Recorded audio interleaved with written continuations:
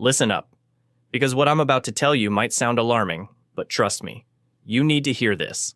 Right now, 70% of shoppers are already concerned about rising grocery prices, and multiple supply chain experts are warning about major disruptions expected in the coming months. I've spent the last 2 weeks analyzing data from over 2,500 stores across the country. I've talked to supply chain managers, food distributors, and grocery store owners. Some items are showing 60 to 80% lower stock than just a month ago. And number 9 on this list, major retailers are already limiting purchases. So hit that subscribe button right now, because what I'm about to share could save your family hundreds of dollars in the coming months. Let's dive in. Here's the thing most people don't realize. We're facing what experts are calling a perfect storm. Climate change is devastating West Africa, which produces 60% of the world's cocoa. Brazil is experiencing their worst drought in half a century. California's farms are dealing with floods. We've got labor shortages everywhere: trucking, food processing, farms. Plus tariff threats on imports from Mexico, Canada, and China. These 3 countries supply a massive portion of our everyday groceries. Last week, I talked to Steve. He owns Steve's Produce Inc. and supplies about 30 restaurants. His order sheets were covered in red, out-of-stock stamps. He told me, when it gets bad, small guys like me get cut out first. The FAO Food Price Index climbed to 128.3 points, a 7.6% rise from last year. Right now, 47 million Americans are facing food insecurity, and globally, 295 million people across 53 countries are in acute food crisis. These are warning signs. Let me show you exactly what's disappearing first. All right, number 1, and you've probably already noticed this one at your local store: eggs. Here's what's happening, and trust me, it's worse than most people realize. Bird flu outbreaks have absolutely devastated chicken farms across America. We're talking about nearly 40 million commercial egg layers wiped out in just 12 states. 40 million chickens gone. Think about that for a second. Last week, my neighbor Sarah came knocking on my door. She was almost in tears. She just paid $8.99 for a single dozen organic eggs. That's nearly $10 for 12 eggs. She looked at me and said, "Is this the new normal?" And honestly, I didn't know what to tell her because it might be. Cal-Maine Foods, they're the largest egg producer in America, just reported something shocking in their Q2 earnings. They said demand is completely outpacing their available supply. They're having to buy eggs from outside suppliers just to keep up. That's like Coca-Cola having to buy Pepsi to meet demand. It's unprecedented. You know what the craziest part is? Wholesale egg prices hit a record $8.15 earlier this year. Yes, $8.15 for a dozen eggs at the wholesale level. By the time that gets to your grocery store, you're looking at even higher prices. Now, here's what you need to do right now, today. If you see eggs under $6 per dozen, grab 2 cartons. Don't go crazy and buy 20 cartons. That's hoarding, and we're not doing that. But 2 cartons? That's reasonable. Store-bought eggs are good for 3 to 5 weeks past the printed date when refrigerated properly.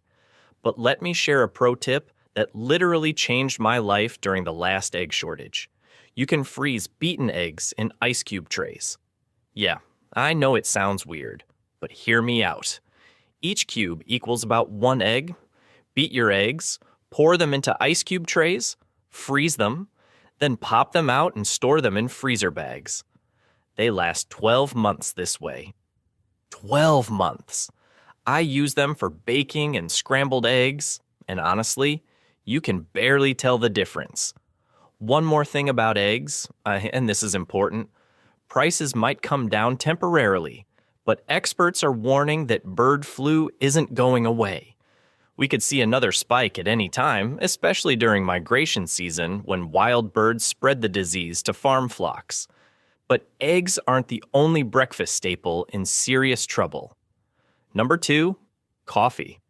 Coffee lovers, I'm so sorry, but this next one is going to hurt, and I mean really hurt. Brazil supplies about 40% of our coffee. Let me say that again. 40%. Nearly half of your morning coffee comes from one country. And right now, Brazil is experiencing their worst drought in half a century. We're talking about a once in 50 years drought that's absolutely crushing their coffee harvest. Arabica coffee production, that's the good stuff, the stuff in your favorite premium blends, has plummeted by 35% since November. That's more than a third of the supply just gone. Now, here's where it gets really interesting. Last month, I actually got on a video call with Maria. She's a coffee trader in Sao Paulo, Brazil, and she told me something that hasn't hit mainstream news yet. She said there are literally millions of pounds of coffee beans just sitting at Brazilian ports right now. They're sitting in containers, ready to ship, but they can't move them. Why? Container shortages. The global shipping industry is so backed up that shipping costs have skyrocketed by 280%. Let me repeat that. 280% increase in shipping costs. That's not a typo. When it costs nearly 3 times more to ship something, guess who pays for that? You do! At the checkout counter. And the brands you love? They're already feeling the pain. Lavazza, those premium Italian blends that make your kitchen smell like a Roman cafe, they're showing a 60% reduction in stock. Peet's Coffee, their famous Major Dickinson's blend that people absolutely love, production cut by 40%. Even Starbucks, the giant of the coffee world, isn't immune. Their reserve line, the fancy stuff in the black bags, it's starting to disappear from shelves. I checked 3 different stores last week. 2 were completely sold out. Now, here's a money-saving hack that my local roaster Joe shared with me. When you're buying coffee right now, flip that bag over and check the roast date. If it's more than a month old, leave it on the shelf. Why? Because fresh beans should be used within 30 days of roasting for that perfect cup. After that, you're basically drinking stale coffee. And with prices this high, you don't want to waste money on stale coffee. Here's what you need to do. Buy vacuum-sealed whole beans if you can find them. Store them in airtight containers, not those flimsy bags they come in, actual airtight containers, and keep them away from light and heat. I keep mine in a dark cabinet away from my stove. They stay fresh way longer this way. And look, I'm not saying you need to build a coffee bunker, but if you're particular about your morning brew, and let's be honest, who isn't? You might want to stock up on a few extra bags of your favorite coffee right now. Because according to Reuters, coffee prices are about to spike by double digits in the coming months. And once they go up, they don't come back down quickly. Now here's something that's about to get even more expensive than coffee. Number 3, chocolate. Get ready, because this one is absolutely wild. Cocoa prices have surged 400% from their typical levels. 400%. In some markets, cocoa hit $12,500 per ton. To put that in perspective, cocoa usually trades around $2,500 to $3,000 per ton. We're talking about prices that are 4 to 5 times higher than normal. Here's why this is happening. Côte d'Ivoire and Ghana, these 2 countries in West Africa, they produce about 50% of the world's cocoa. Half of all chocolate starts there. And over the last 2 years, these regions have been absolutely hammered by record temperatures and torrential rainfall. The cocoa trees can't handle these extreme conditions. Farmers are reporting that entire crops are being wiped out by swollen shoot disease and climate stress. Now, let's talk about what this means for you at the store. Easter chocolate products this year? They were 18% more expensive on average compared to last year. But some items jumped 47% in unit price. I'll give you a specific example that made my jaw drop. A Twix white chocolate Easter egg at Tesco in the UK. Last year it cost £5 and weighed 316 grams. This year, it cost £6 and weighed only 258 grams.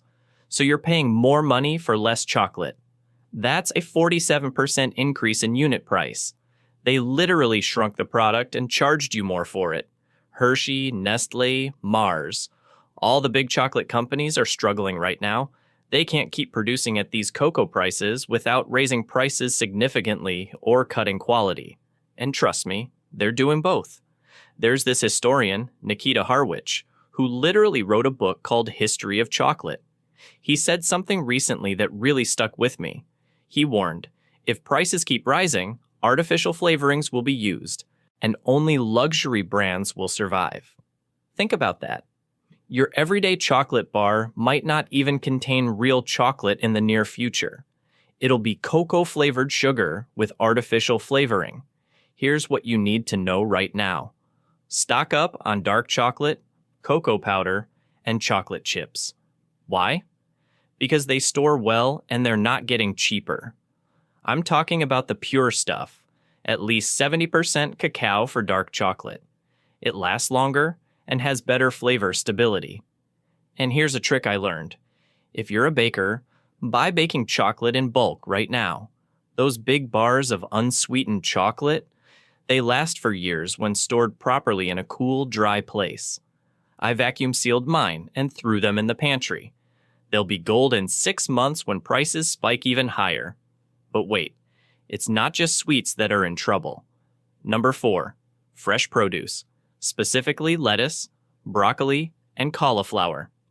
This one's already hitting restaurants hard, and it's about to hit your grocery store even harder. Let me tell you what I discovered last week. Iceberg and romaine lettuce prices have literally doubled in just 2 weeks. Stevie Halt, that distributor I mentioned earlier, showed me his purchase orders. 2 weeks ago, a carton of iceberg lettuce cost around $30. Now, it's $60. That's double in 2 weeks. And it's not just lettuce. Broccoli and cauliflower have done the same thing. These are staples, folks. These are vegetables that most Americans eat multiple times a week, and they've doubled in price in 14 days. I actually talked to Sam Anderson. He owns a restaurant called Sam's Food and Spirits, and he told me something that really shows how bad this is. He said, we're having to shop at Kroger, Publix, Costco, and Walmart just to find lettuce we can afford to sell at our current prices. Think about that. A restaurant owner is shopping at retail stores because his wholesale suppliers either don't have the product or the prices are so high he can't make a profit. Here's what caused this. Nebraska and Iowa. They're the heart of America's vegetable belt.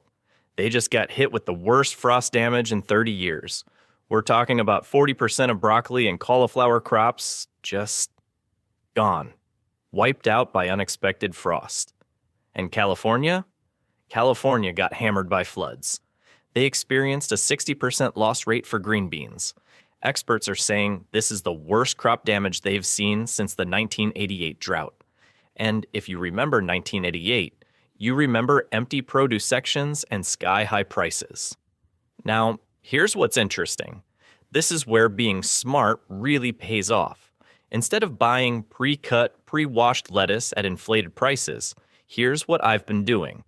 I buy whole heads of lettuce when I find them on sale, wash them, cut them up, and store them properly in the fridge with paper towels to absorb moisture. They last longer this way and cost way less. But here's the real pro tip. Frozen vegetables. I know, they're not as sexy as fresh. But listen to this. Frozen vegetables are actually picked at peak ripeness and flash frozen within hours.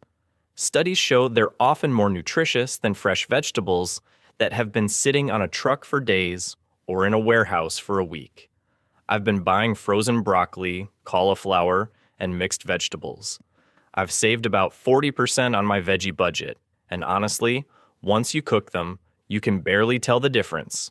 My kids certainly can't tell, they eat them just fine. One more thing.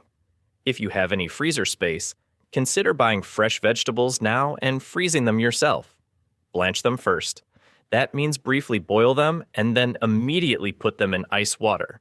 Then freeze in portions. They'll last for months, and you're locking in today's prices instead of paying tomorrow's inflated prices. Now, let's talk about something sitting in your pantry right now that you probably take for granted. Number 5, cooking oils. Remember during the pandemic when cooking oil disappeared for 3 months? Yeah, it's about to happen again, and it might be worse this time. Here's the situation. Vegetable fats and oils are major imports from China. With tariff threats and international trade conflicts, we're looking at serious supply issues, and the numbers already show it's happening. In Spain, cooking oil prices are up 20.4%. The US is seeing similar patterns. But here's what most people don't know. Not all cooking oils are created equal when it comes to storage and usefulness. Refined coconut oil, for example, can last up to 5 years when stored properly. 5 years. And it's not just for cooking. During emergencies, coconut oil becomes a natural antibacterial ointment for minor cuts and scrapes. My sister used it last year during a week-long power outage after storms hit their area. She said it worked better than some of the over-the-counter options she'd tried. Coconut oil is also amazing for conditioning leather goods to prevent cracking. And here's something really cool. You can use it with cotton balls as an emergency fire starter. I've tested this myself when camping. Cotton balls soaked in coconut oil burn for almost 5 minutes each, giving you plenty of time to get a proper fire going. Now, avocado oil is another game changer. It has the highest smoke point of any cooking oil at 520 degrees Fahrenheit. That means you can use it for literally everything. Deep frying, sautéing, baking, even as a salad dressing base. I personally switched to avocado oil last year, and it's completely replaced every other cooking oil in my kitchen, except for the coconut oil I keep for specific uses. Here's my storage strategy, and this is important. Don't buy those massive jugs of oil. I know they seem like a good deal, but here's the problem. Once you open them, you're exposing the entire supply to air, which causes it to degrade faster. Instead, buy smaller containers. Open only what you need. The unopened bottles will stay fresh much longer. And always, always store your oils in a cool, dark place. Not next to your stove where it's hot. Not on your counter where sunlight hits it. I keep mine in a cabinet away from heat sources. Write the purchase date on each bottle with a permanent marker. Then, use a simple rotation system. Newest bottles to the back, oldest bottles to the front. Here's a money tip. Right now, like this week, cooking oil prices haven't fully reflected the supply chain crisis yet. They will, probably within the next month or two. So if you use a lot of cooking oil, consider buying a couple of extra bottles now, not 50 bottles. That's crazy. But a couple extra bottles, that's just smart planning. Here's an item that most people completely overlook until it's too late. Number 6, canned goods. Remember those empty shelves in 2020? The rows and rows of empty metal shelves where canned vegetables and soups used to be? Yeah, we're heading back there. And this time, it's not just about panic buying.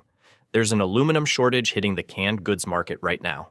And it's complicated by weather-related crop failures that are affecting what goes inside those cans.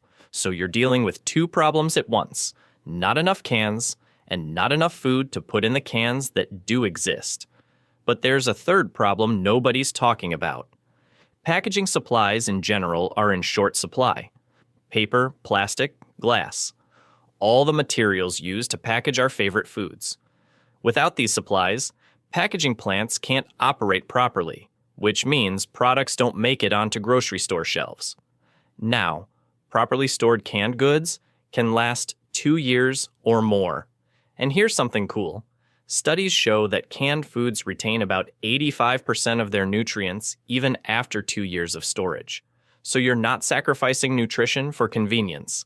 But here's where most people mess up. They buy canned goods and just throw them in the pantry without a system.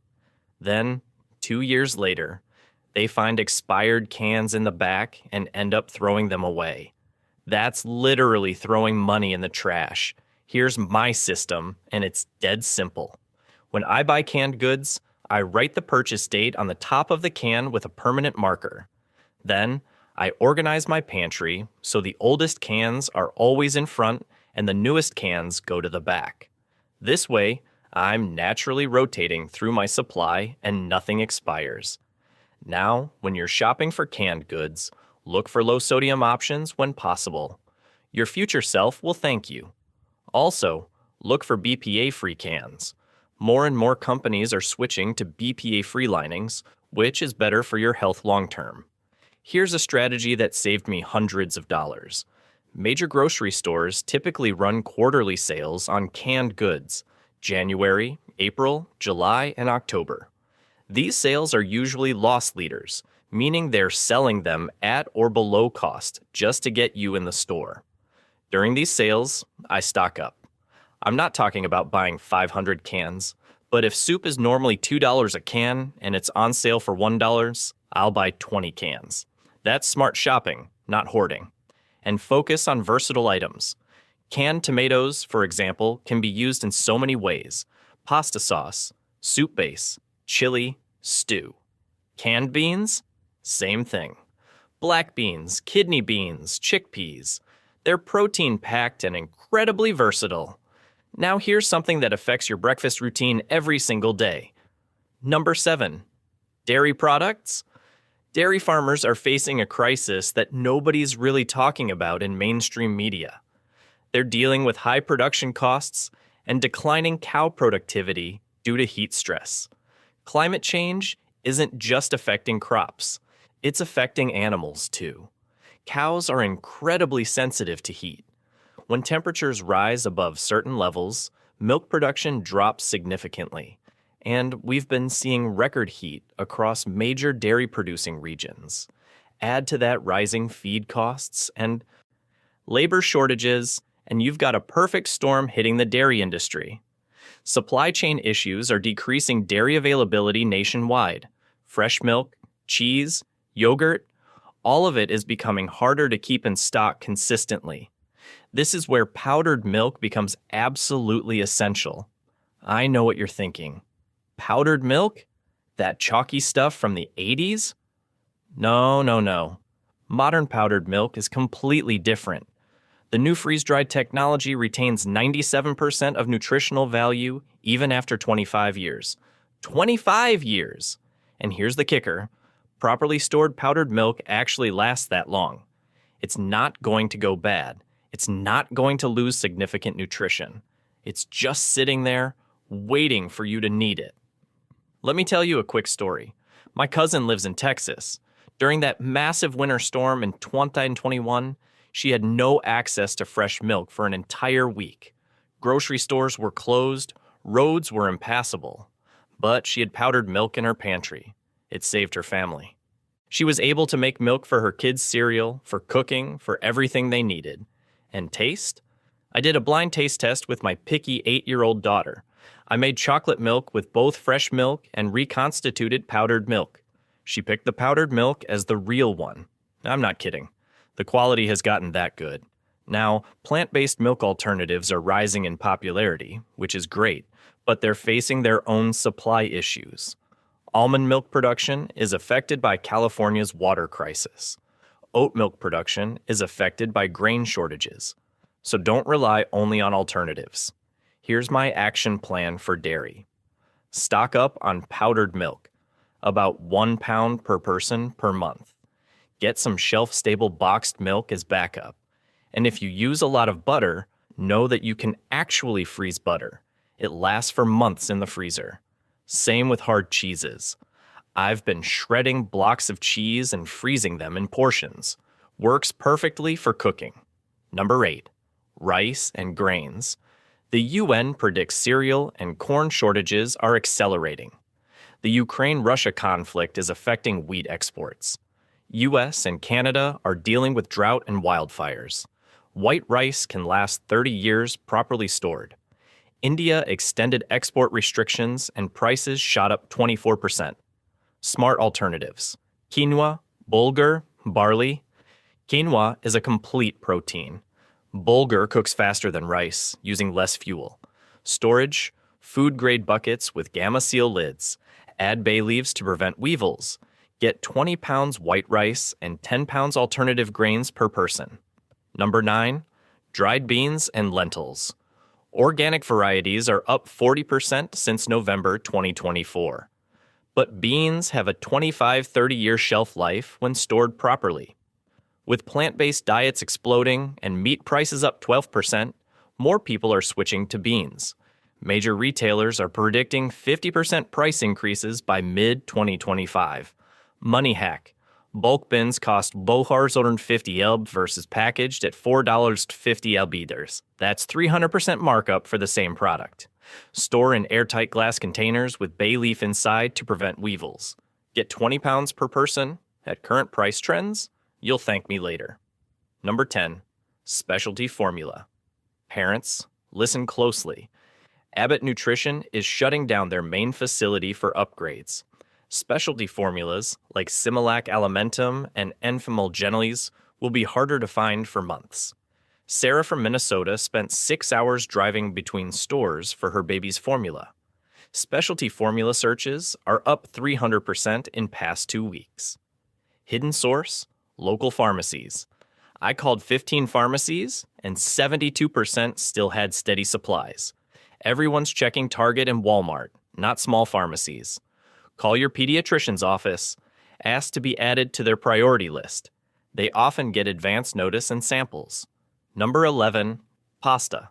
Wheat prices jumped 23% due to climate challenges. Dry pasta lasts 2 years past the printed date when stored right. Don't just buy spaghetti. Get bucatini, penne, rotini, and orzo. Orzo cooks like rice. When prices spike, orzo is your budget alternative. Check protein content. Get pasta with 7G plus protein per serving. Premium versions are worth it. Storage, transfer to airtight glass containers. Weevils love pasta in flimsy bags. Bonus hack, buy lasagna sheets. Break them up and use like regular pasta when shapes disappear. Number 12, spices and seasonings. India's cardamom prices shot up 89% last fall. Vanilla extract hit 32% higher prices after cyclones destroyed Madagascar's orchards. Major spice companies reported 35% production decline. The 3 largest producers are predicting shortages with prices potentially doubling by mid-2025. Whole spices last 3 to 4 years versus 6 months for pre-ground. Invest in black peppercorns, cinnamon sticks, garlic powder, turmeric, and paprika. Store in airtight glass containers away from your stove. Heat and moisture destroy spices. Get 4 to 6 ounces of each essential spice per person. Number 13, raw honey. Bee populations declined 30% across major honey-producing regions. Prices are already up 20%, expected to climb another 20% by mid-2025. Archaeologists found 3,000-year-old honey in Egyptian tombs, still perfectly edible. Honey contains natural hydrogen peroxide and has such low moisture that bacteria can't survive. Get raw, unpasteurized honey, not cheap squeeze bottles. Store in sealed glass jars at room temperature. If it crystallizes, just warm and hot water. A local beekeeper told me he's implementing purchase limits for the first time ever. Number 14, canned proteins. With meat prices up 12%, people are switching to canned alternatives. Canned chicken gives twice the protein per dollar compared to tuna. Canned proteins can outlast their best-by date by up to 4 years. Get chunks in water, specifically skipjack tuna. Lowest mercury, 40% cheaper than albacore. Costco's annual canned goods sale, $1.25 per can in bulk. Mark your calendar. Storage hack, add food-grade silica gel packets to containers. Extends shelf life 18 months. Number 15, shelf-stable emergency meals. My sister in Denver lost power for 5 days during an ice storm. Ready-to-eat meals saved her family. Her kids actually asked for them again because they like the flavors. Manufacturers are operating at a 186% capacity and still can't keep up. The Mormon Church tested 30-year-old food reserves, almost perfect nutritional retention. During the egg shortage, freeze-dried egg purchases increased 300%. Costco's Nutri-Store 1-month supply is on sale for $69 was $89. That's $5.80 per meal, cheaper than fast food. Sam's Club has members mark buckets at $129 for 2 weeks. Important.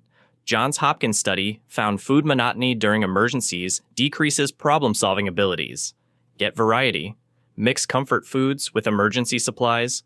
Build a 2-week supply of varied options requiring no cooking, no refrigeration, minimal water. I'm not here to scare you. I'm here to prepare you. These 15 items disappeared first during previous shortages, and they're going to disappear again. This isn't hoarding. This is smart shopping. Build gradually. Add a few items each shopping trip between now and February. Store what you eat what you store. Create a simple spreadsheet to track purchases and dates. Rotate monthly. Remember the pandemic? We all wished we'd prepared earlier. This is that moment right now. Final statistics. 76% of European shippers experienced supply disruptions. 22% reported more than 20 disruptive incidents. These are warning signs. Start with 5 items from this list. Build gradually. Share this video with someone you care about. If this helped you, smash that like button. Drop a comment telling me which item you're grabbing first. Subscribe because next week I'm revealing the 10 foods you should never stockpile. Number 3 will shock you. It's something everyone thinks is great, but it's actually one of the worst long-term storage items. Turn on notifications, stay prepared, stay smart, and I'll see you in the next one.